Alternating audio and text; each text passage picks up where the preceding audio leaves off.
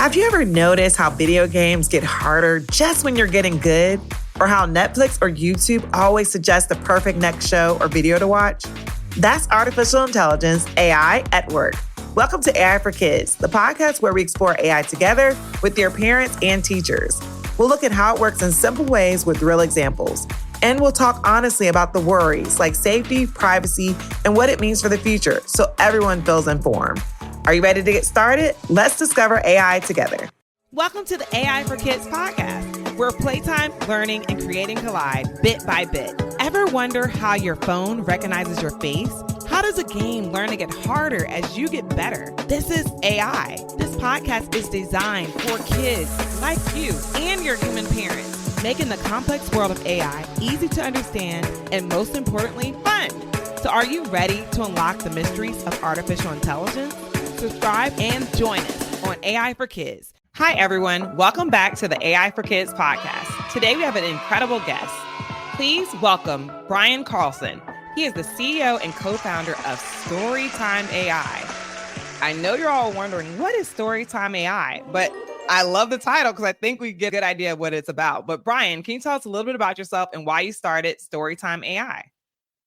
Sure. Yeah. Thanks for having me today, Amber. And really excited to be here and talk about what we're working on and all things AI for kids. So I've always been involved in education. Had a business before this that was involved in online education for K-12 schools, as well as colleges and universities that was doing online education. And that business was acquired. And after that, started a new thing. And that new thing is Storytime AI. And the boom of AI had come out when I was kind of trying to decide what I wanted to do next. Mm-hmm. And I started thinking, like, what does it do really well at that time? And that was about a year ago. At the time, It's changed a lot already. AI, as everyone knows, is happening very quickly and it's advancing very quickly. But when I first started looking at it, I started thinking about personalized learning and decided to make an app because I've never done an app before. I was always focused on businesses or colleges rather than to kind of work through the schools. I wanted to start by going to individuals. So we landed on doing an app and doing an app that could build any story you could possibly imagine. And that's now also turned into turning those into videos. So it's books and now videos as well. And they're personalized on demand books and videos for kids that are in 70 different languages right now. That was fast. And that's so cool. I want to talk to you about how you originally got here. And that goes back to when you were in school and when you were a kid. What was one of your favorite subjects when you were a kid? And did you always love the ideas of stories and technology? I was a big math person, Amber. I just love numbers. And I think it's the way my brain worked more than anything. You know, you love what you're good at. And I felt like I wasn't as good, ironically, on reading and stories and literature and things like that. My brain didn't process that as well as it processed numbers. Now I'm more interested in that than I was when I was younger. But when I was younger, I was very mathematical and I liked anything around math. So science was kind of an extension of math. Astronomy was an extension of math. I liked astronomy for that reason. But math was kind of where it all started because I was good at it and my brain just could process numbers a little bit faster than it could process words. And I think a lot of people, when they're younger, like that. It's left side or right side of your brain. Yeah. And I was on the math side. That's so cool, though, how you started with math, but how it's evolved to the more creative side and what it means to do that. And even though technology is fully based in math, that you're able to merge two worlds and two sides of your brain, which is really cool. If you could have any superpower, what would it be? I want to fly just because I can get around fast. I'm a big traveler. So if I wanted to go over to Japan or if I wanted to go to Portugal, I could just fly over there and not have to deal with all the travel. Speaking of traveling, you've actually traveled a lot and you've even taught in other countries. Can you talk to us about your experience and what it was like to teach in another country? Thanks, Amber. Yeah, no, I was really lucky when I was getting out of college and when I was leaving university. I had an opportunity to go to a small group of islands in the South Pacific called Vanuatu. And it was 80 islands that were off the coast of Australia by Fiji and New Caledonia and Solomon Islands. There was a group over there of islands called Vanuatu. And it was a very unique place, very unique culture, volcanoes. There's 8 active volcanoes there, ocean all around you. You know, I could scuba dive and jump in the ocean every day. I lived about 100 yards from the beach. So I went over there. Yeah, I was lucky. I just had a really unique opportunity, and I took that opportunity. I went over there, and I learned so much when I was over there about other cultures and other people and the way they learn. And I was lucky enough to find my way over there and become a teacher. I went over there mostly to teach science, but when I got there, they actually asked if I could switch over to more business related classes because they just started a new program for that. And they had a lot of opportunity for kids. It was 11th and 12th graders that I was teaching when I was there. That sounds like the dream. Any story that includes being 100 feet from the beach is my type of story. Do you have any funny or surprising moments that happened while you were teaching there?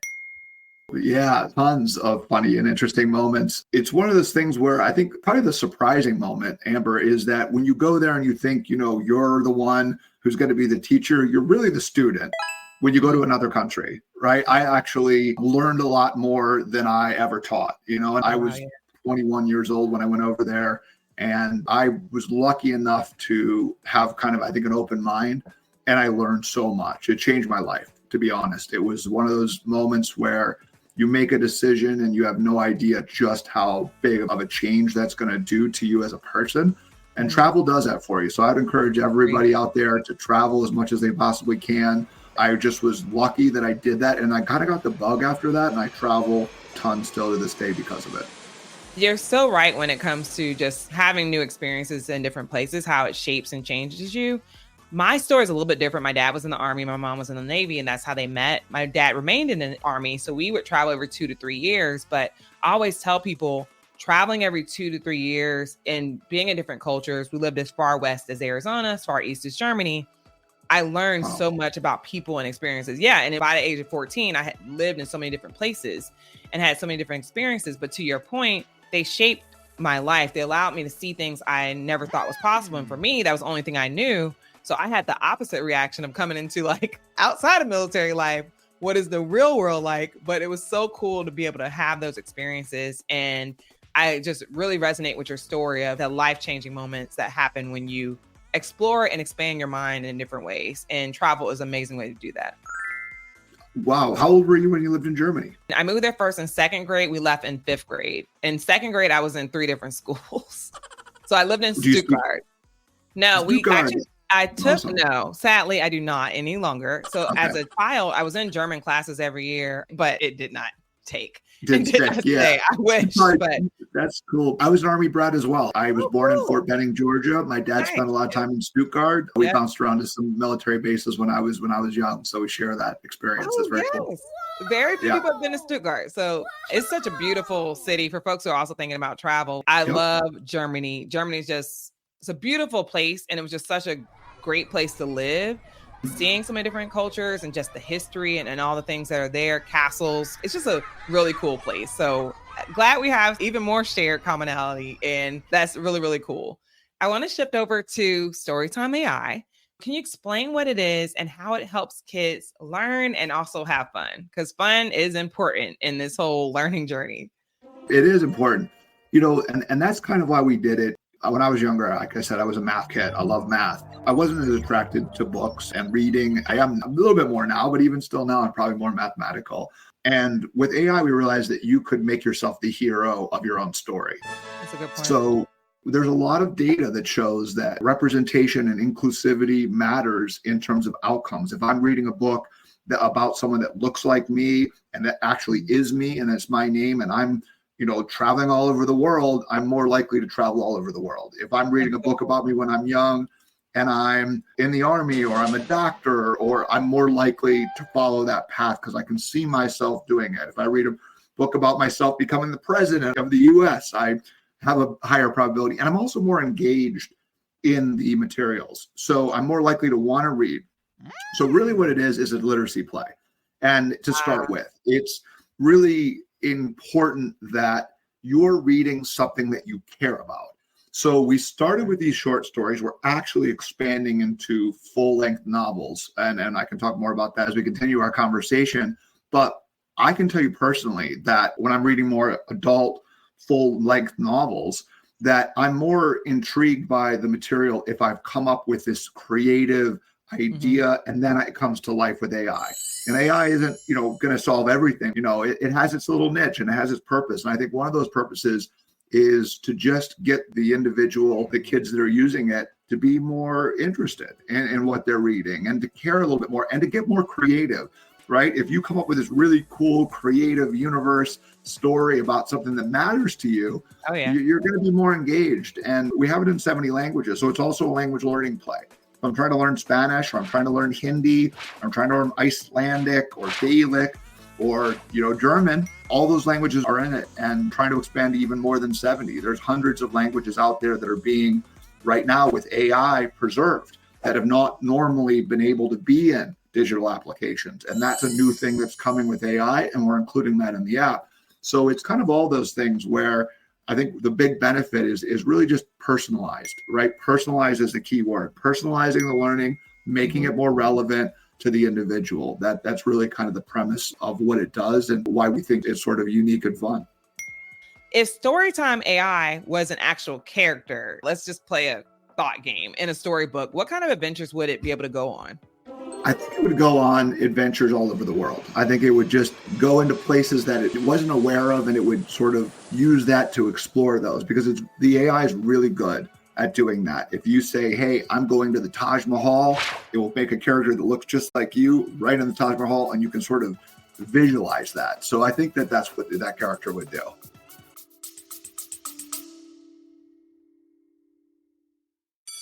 Hi, friends. AI is super cool, but sorry, it's not perfect. And we're still learning about some of the problems and dangers it can have. That's why it's so important to explore AI with a parent, teacher, or guardian to keep things safe. AI is amazing, but your safety always comes first. Ready to dive in together? Let's go.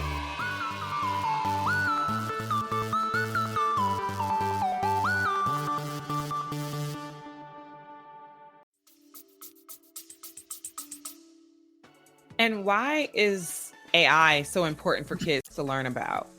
We have a change happening in technology right now. When computers first came out, the kids that jumped in and started using computers right away, they're the ones that built businesses down the road. They're the programmers that built the internet, and that's cool. So I think that when you have a new wave of technology, and AI is obviously the newest, biggest thing going on in the world of computers, it's great for you to be at the very early stage, because we're in the very first inning of AI. And if you are starting to get used to it and learn about it as a kid, you're going to be the person that creates businesses and builds really cool things, or uses AI to cure diseases down the road. So all these things that AI is going to be able to do for us, and these supercomputers and the way that they're working, and all this knowledge and information, a better way of getting access to, you learning how to use those systems and interact with them and kind of start to imagine what they can do, it's going to really kind of set you up for being really successful in life.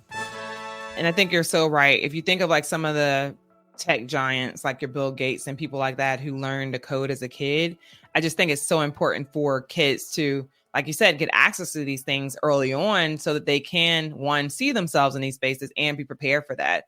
But alongside like the growth of this, the exciting part about this, there's also dangers. What are some of the dangers that kids need to think about related to AI? I think the one that the most interesting to me is you don't want to lose your ability to be a critical thinker. You don't want to lose your ability to be able to write a book. If anything, what I've found personally, my experimentation with this is this should help you be able to write your own books, because it shows you the structure of what good books look like. And it gives you an idea of how dialogue happens in books. And because you're more engaged in the material, but you don't want AI to replace critical thinking just because it's good at something. We're still the ones that are using it as a tool, not a replacement for human critical thinking. So I think the big danger for kids is to kind of understand that this is an option, a tool to use, but you still need to develop those critical thinking skills that have always been a part of sort of the human experience. And you should use it to enhance those, not replace those. That's such a good point. I was talking to someone in another interview where we were talking about like how the kids' brains develop and how important it is for them to gain skills when they're kids so that those muscles will work. Those skills like critical thinking, problem solving, like those things are best developed at their age when the brain is still developing. So I love the fact that you called out that as a danger, that we allow technology to take the place of creativity, critical thinking, and learning, because I think that's so important. And often people talk about other dangers, but I think this danger is even more like scary because it actually prevents the child from continuing to grow if they're not developing skills at a certain point, or makes it harder for them to develop these skills later on in life. Yep. And any new technology can be a little scary at first, right? I mean, we both remember, the internet was scary at first. And oh my gosh, what's this going to do? I think the dust is settling a little bit now, and it's not going to change the world, overnight, but it's going to be a powerful technology that can be used for a lot of good things. And I think, we do have to be careful about, not relying on it so much that we forget how to think as people. And I don't think that will happen, but I think it's something that is a risk that needs to be at least considered. Yeah, I definitely agree. I think there's a balance with all things, right? It's always a balance. Too much of anything is bad, even if it's the best thing in the world. So, and then the opposite side of that is everything's not bad. There's a little good in a lot of things. So we got to make sure we find that balance. Are you ready to play a game? Of course, let's go. Okay. So we have a game called Tech Trivia. I'm going to ask you a few questions related to technology, and you have to try to answer as quickly as you can. Okay. Let me know when you're ready. Okay, ready. Okay. What does AGI stand for? And kids at home, you can also answer these questions out loud wherever you're listening to us. It stands for Artificial General Intelligence. Oh, yeah. This is not in the part of Tech Trivia, so I'm going to take a quick aside. Can you talk a little bit about generally what AGI is? It's when the AI can sort of iterate and learn on itself, that it's making changes to become better on its own without human intervention. I love it. And that's such a simple way to explain it. I may borrow that and I'll let folks know I got it from you. Second question. Name an AI that creates text with words. There's a bunch of them. The most popular right now is OpenAI's ChatGPT, but there are lots of other ones like Anthropic Claude is a new one that's out right now, version 3.5. They always number the versions with new iterations. And that one's really good. And there's a bunch of open source ones, which are open code that's sort of freely available for people to play with and manipulate. And the popular ones there, Llama is the most popular, which is actually kind of sponsored and created by, at this stage, Meta, which is who does our Facebook platform and Instagram that we all know well. I want to use Anthropic. I keep getting like alerts in my email. And then I saw that Claude, the upgraded version, came out. I need to actually use that one and play with it. So thank you for saying that to remind me. I have an unread email in my inbox to make sure I activate that. Last question of our Tech Trivia. What is the name of the first AI generated children's book? And when I say AI generated, it was a book completely written and the images were completely made by AI, but it was also a children's book. This one's Alice and Sparkle, I believe. Yes, Alice and Sparkle. And I think it came out like right after ChatGPT came out. Great job. We had a picture of that book as a sample book in our app to start with. So, cool. Yeah, That question worked out just perfectly. So you were talking about just AI in general. And I know some of the things that you care about as an individual is this idea or concept of AI for good. What does that mean? Like, what is this idea of AI for good? Yeah, there was a fear when AI came out that AI would be used for bad things, and it can be used for bad things, right? It can be used to hack computers, or it can be used for some things that are not always great, right? And people were worried that might replace people's jobs. I think that worry has died down a little bit. But when we talk about AI for good, for me personally, I've always been involved in education, and it's how can we maybe improve access to education for kids for a free level as opposed to, it being expensive to get a really good education. I've talked to a lot of people that said, I'm here in the States and I haven't had Spanish materials for books that I can't get very easy, or Portuguese, or I'm from Turkey and I don't have Turkish, things like that. So having it be something like getting books in Turkish or getting books in a language that maybe is hard for parents to get materials in, and then that inspiring more reading and more literacy and helping kids see themselves in the books. That's what we mean by AI for good, doing something that's improving the world and making the world better. And I think there's a lot of things that are happening in AI right now, in medicine and in education and all sorts of areas where it is doing a lot of good. You probably talk about this on your podcast all the time. You have some things that are really good with it, and some things that are not so good. And you want more good than bad. And then it ends up being, a net positive thing. The internet was the same way. There's a tremendous amount of good. Look at us. We're talking here today on the, due to the internet. And then there's obviously some downside with the internet as well. And you have to weigh the good with the bad. Yeah, I like that point of all things come with, again, the good and bad, and you need to figure out the in between. But speaking of the good, if you could create an AI robot or invent an AI robot to help you with something that was really great, really good, or really important, what would it be? Certainly dishes. I'd say I'd start with the dishes, maybe laundry, all the things I don't like doing. Yeah. I saw a meme that said, and I'm probably going to get it wrong, but it's basically like, we should be building AI to do the things we don't want to do versus like taking your job. Like, so the dishes, laundry, so you can actually work on your job. And I'm like, I'm totally here for the George Jetson world where I have a robot helping me and supporting me in my everyday life. That's what we need. It started with the Jetsons. And we were supposed to be here by now, so I needed to hurry up. What advice do you have for kids who might want to start their own AI company, tech company, or even literacy company, similar to what you've done? I think the big thing is be curious. A lot of young entrepreneurs, young kids think they're going to start a business right out of, high school or college. And I think that is a little bit unrealistic, and you want to go out in the world and learn something first. So go, work somewhere for 5-10 years in your career and then start a business when you become an expert. So don't rush, be patient. I think that's really important, right? And then work hard and you'll get there. It will definitely happen for you. If you do those three, for sure. That's such a good point, and that applies to all ages, but that's such a great point. Getting that experience. So back to your first story and how we kicked off was around you having this experience in another country and teaching and how that literally shaped your life. So thank you for calling that out for kids again. Can you tell us more about any of the projects or something you're really excited about that you're working on with Storytime AI? And I know I often tell the kids, like, sometimes companies can't tell you what's happening because it's secret information or private to them until they release it. But if there's anything you can share, we would love to hear it.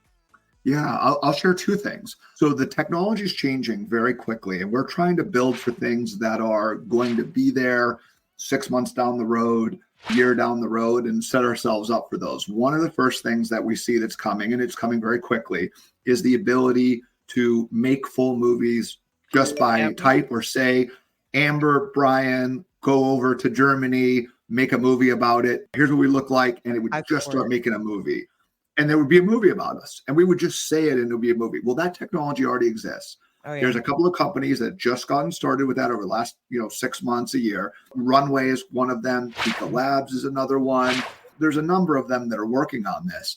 OpenAI just put out one called Sora. There's a lot of different products that are doing this. So what we're trying to do with Storytime AI is be what's called best of breed, or the best technology that's out there. We're going to pull it into the app. So we have the best language models. We have the best image model to create the images in the books. We're also going to be able to have full videos. We do have videos right now, but they're more 2D. They take static images and they just let the image sort of like have a little effect on it, and then have some music with read along across the bottom so that kids can help learn to read and see themselves in actual movies and then create playlists. In a couple of months from now, certainly within the next year, that will become full actual movies. The question for us is, which of those technologies or which of those companies are we going to integrate with? We're still evaluating that, but that's certainly very exciting to think that you could just say, make a movie about us, and then voila, we watch it on the big screen. That's very, very cutting edge and mind blowing, really, Amber, to think that, we could have this. So I think that's one of the things we're most excited. The other thing is novels. And that's something that we'll have coming out soon as well. Not just the short stories for sort of a younger audience, where right now we're more of a younger audience app, but we're expanding into a much older audience and adults. I've been reading them myself, and they are getting very compelling. And you can make a book about anything you can think of. And it's a full novel, 15 chapters, 150 pages. Yeah, so that's getting really interesting. That is so cool on a few levels. Like, I like that you pointed out where we are with text to video and what that looks like, or taking images and animating them using AI. I've used some of the text to video where you type in the text, like you said, go to Germany and we're in Stuttgart and create a movie, and been able to see some of those cool like clips that are happening. So I invite kids with permission of your parents to try some of those things out. And we'll make sure to drop the different resources that Brian is talking about today in his show notes. But it's so cool to work with those things and see the potential. We're going to address the skeptic for a second. The person who is like, Brian, you're taking away all the creativity from humans. You said we need to have critical thinking, but now we have AI creating books or novels. What is your response to that? And why is this important as we evolve as humans? Brilliant question. Something I've wrestled with for a while as we've been working on this project. And I had mixed feelings. Yeah, it really is a good question, because I had mixed feelings coming into it for the same reason. You don't want to be replacing humans or human creativity. And what I've learned so far is it's the opposite, is what I feel so far. This is my opinion. And I feel like I have a lot of, I probably experimented with it more than most. And I've created thousands of books at this stage, Oh, yeah. but the reason I landed on it being a positive is you look at things like fan fiction and the ability to create and be creative. Not everyone can be a writer of novels. Not everyone can be a writer of stories. But what it does is it sort of teaches you what makes a great story. So you can come up with the ideas and then you can see it come to life, and then you can manually iterate from that, or it really allows you to sort of play around with ideas quickly. So, for example, if I wanted to create my own Star Wars universe and I wanted to have a story about Chewbacca and his backstory, and I wanted to know him having his own series and his own books, I could do that in a matter of minutes and read that and then iterate on that. And that, I think, is powerful for people that are trying to, evolve concepts. And there's actually a lot of this already on the internet. And it's called fan fiction. And there's a whole community of people that share, hey, I wrote this short story, I wrote this book, and other people read it and they kind of explore creative concepts with each other. So I think it's good for that, but it goes back to it has good, it has bad. Maybe you don't want to have everything written with AI, but it's a good place to start, or it's a good place for you to find something that's captivating and engaging to you personally, a story that you want to read. And then that could also be good for people that maybe want to take that into a screenplay and maybe try to turn that into a movie. And I think what it's doing is it's democratizing the process of building books, building stories. And storytelling is so important that I think it's opening it up to more people, because it's traditionally been something that only a very small amount of people have the energy, ability, time to sort of develop concepts and ideas. And I think this is going to open up a huge different audience that's going to be able to start to do these things. So I think it's a net positive. That being said, I do understand the arguments and the worries that people have, but that's kind of where I've landed in sort of the experiments that I've been doing.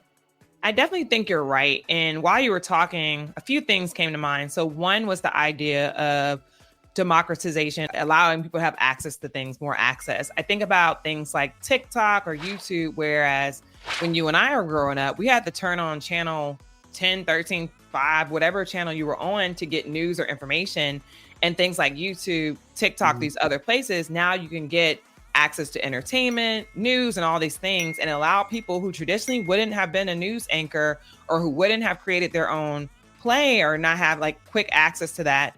They were able to use platforms to do that. And I think you're right when it comes to even stories. I didn't think about this before, so I'm glad you actually called it out, because it's opening my mind to the amount of time and also how limited that space was.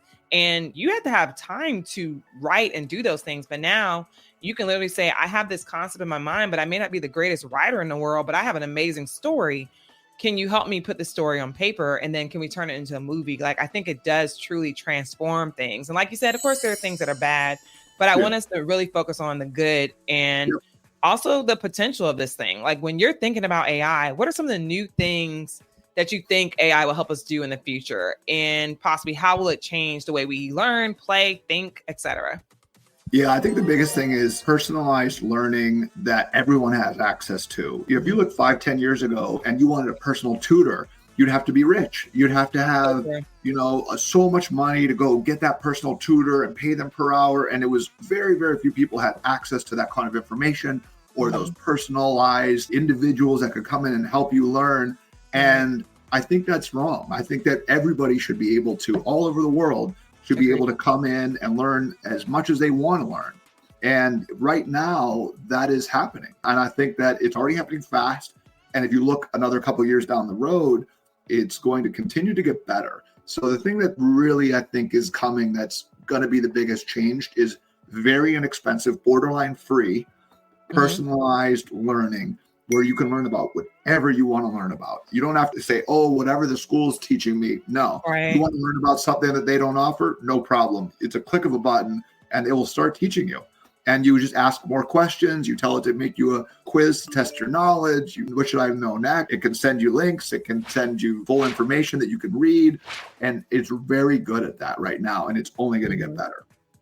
One, I love it. I interviewed a gentleman by the name of Dr. Rama Chapella over at Hopkins. We both, for the listeners, Brian and I both were in a city called Baltimore City, and we have a school called Johns Hopkins University.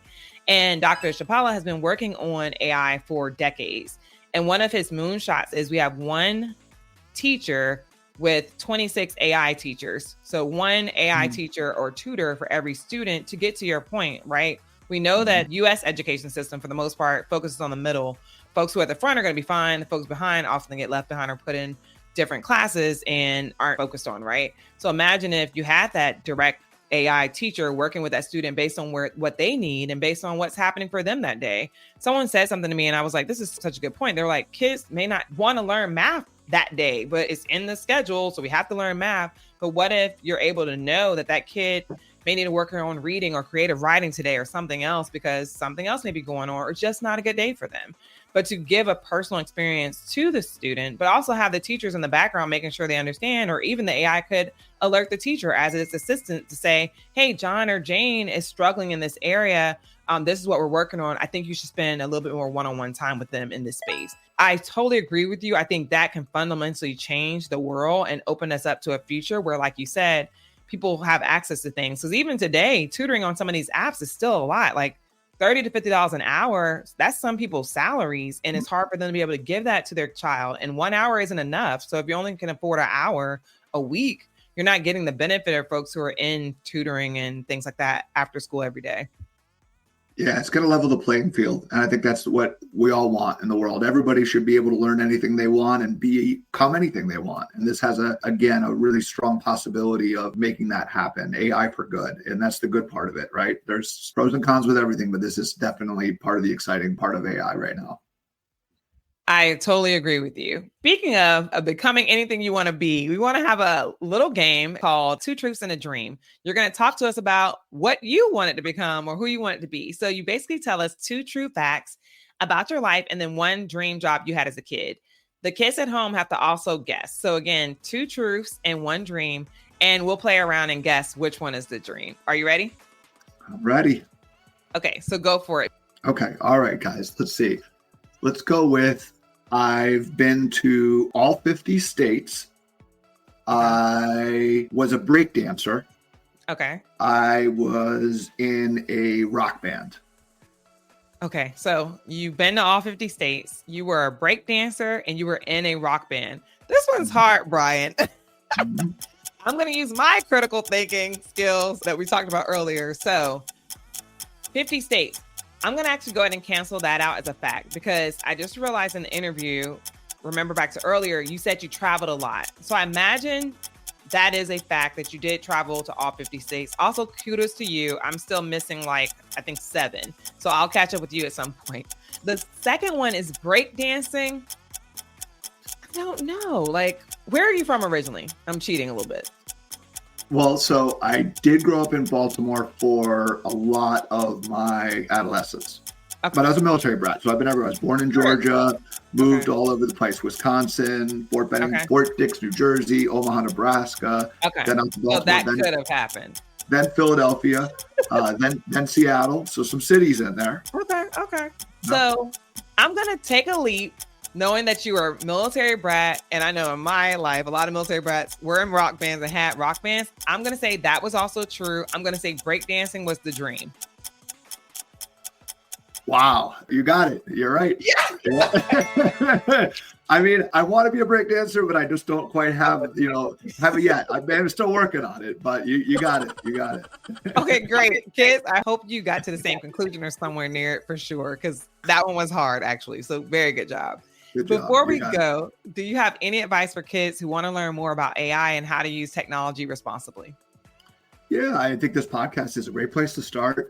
Thank I you. think you want to follow other people just like Amber here. I think you need to, if you start to use social media, you want to start to follow people that are experts in the field, leading companies, see what they have to say. And that's a really good place to start, is watching you use social media to follow experts and follow people that are reporting on this and talking about this. So you start to learn the lingo, the jargon, the words that people are using for AI are sometimes confusing, but it's actually really easy once you break those words down. So the more you're hearing them from other sources, the more likely you are to really kind of demystify AI. And it's really not as hard as it sounds once you start to understand the vocabulary. That's such a great point. And I think just a great way to wrap us up. Is there anything else you want to share with our listeners? Yeah, I set up a special code for all your listeners, AIDIGI, AI Digi, and that'll give you 10 stories in the app. The app is Storytime AI. And if you search for it on the app stores, it should pop up on Android or on Apple. And, hopefully you can get in there and try a couple stories, create a couple videos, and get 10 free stories if you use that code when you log in. That is so cool. Thank you so much. And the listeners will definitely take advantage of that. We'll have that in the show notes. Brian, thank you so much for joining us today. And thank you, listeners, for tuning in again. Don't forget to subscribe to the AI for Kids podcast and stay curious. Thank you so much, Amber. Thank you for joining us as we explored the fascinating world of artificial intelligence. Don't keep this adventure to yourself. Download it, share it with your friends, and let everyone else in on the fun. Subscribe wherever you get your podcasts or on YouTube. See you next time on AI for Kids.